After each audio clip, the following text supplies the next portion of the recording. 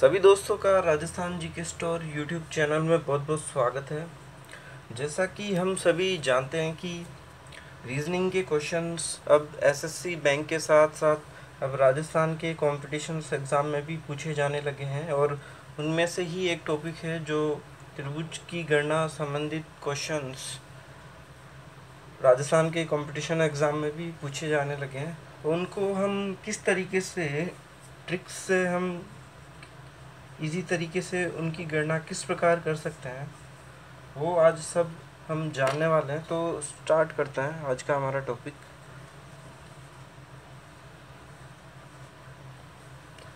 Questions इस प्रकार पूछे जाते हैं जैसा कि डायग्राम दिया जाता है एग्ज़ाम में।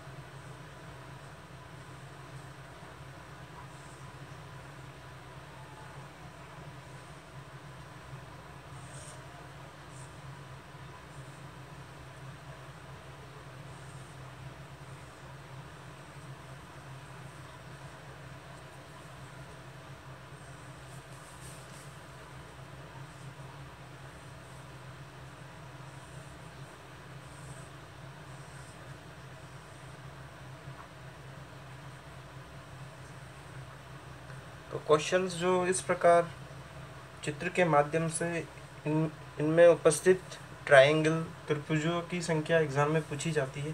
तो इस प्रकार के डायग्राम में हम देख के बता सकते हैं कि यहाँ पर एक त्रिभुज बन रहा है। इसी प्रकार इसमें एक त्रिभुज यहाँ से इस प्रकार, एक त्रिभुज इस प्रकार, तो 1 2 और एक पूरा त्रिभुज ये है। तो इस प्रकार इसमें 3 त्रिभुज बनता है। तो इनकी जो ट्रिक है इस प्रकार के त्रिभुजों की संख्या ज्ञात करने की, सबसे पहले हम त्रिभुज के अंदर 1 2 3 4 इस प्रकार जो नंबरिंग है वो सबसे पहले त्रिभुज के अंदर कर देंगे। उनके बाद इन संख्या को जोड़कर त्रिभुजों की संख्या हम ट्रिक से ज्ञात कर सकते हैं।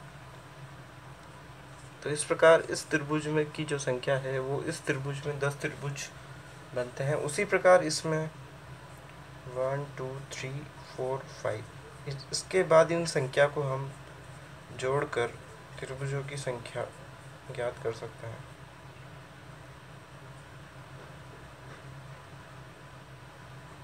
तो इस प्रकार इसमें 15 त्रिभुज बनते हैं।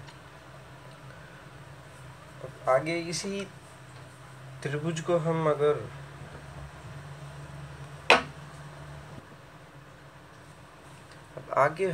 इसी त्रिभुज में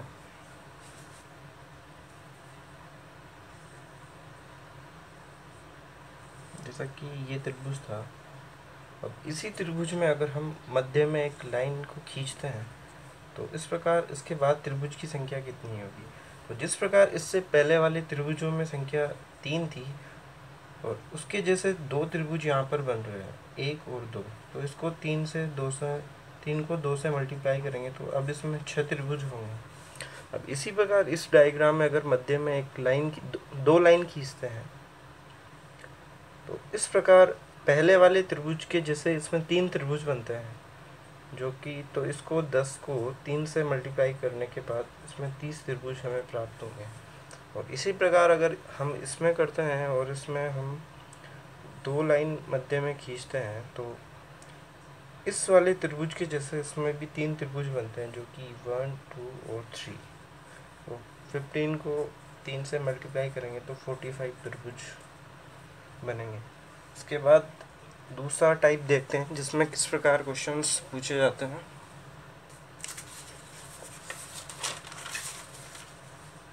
अगर डायग्राम कुछ इस तरह से एग्जाम में हमसे पूछा जाता है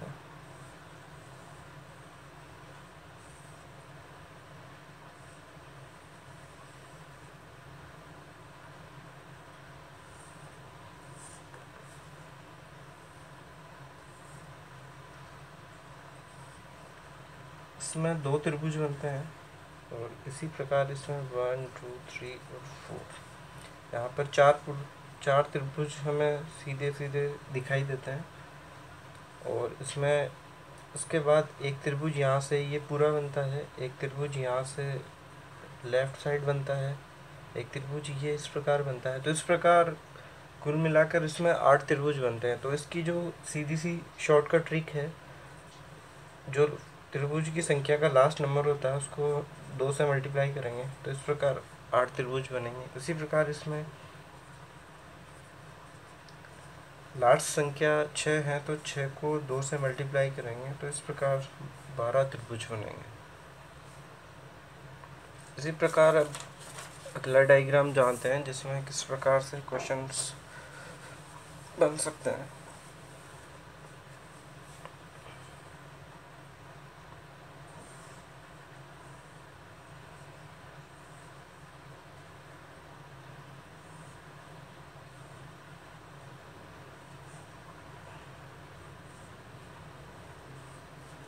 इस तरह के डायग्राम्स में अगर टोटल नंबर्स कितने त्रिभुज बनते हैं तो सबसे पहले हम इसमें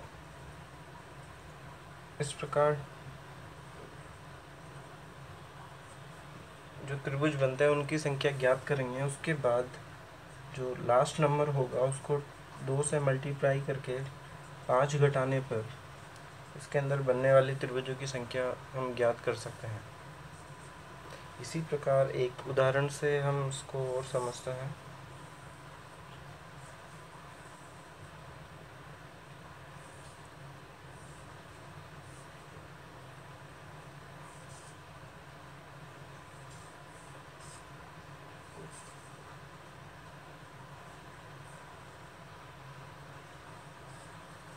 सबसे पहले इसमें भी उसी तरह से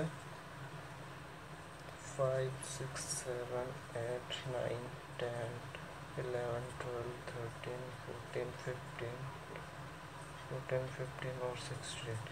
सबसे जो अंतिम संख्या है वो 16 है। तो इसी प्रकार 16 को 2 से मल्टीप्लाई करेंगे और 5 घटाने पर जो संख्या आएगी वो 27। इस प्रकार इस डायग्राम में 27 त्रिभुज बनेंगे। तो इस प्रकार हम त्रिभुज बनने वाले त्रिभुज को हम ट्रिक से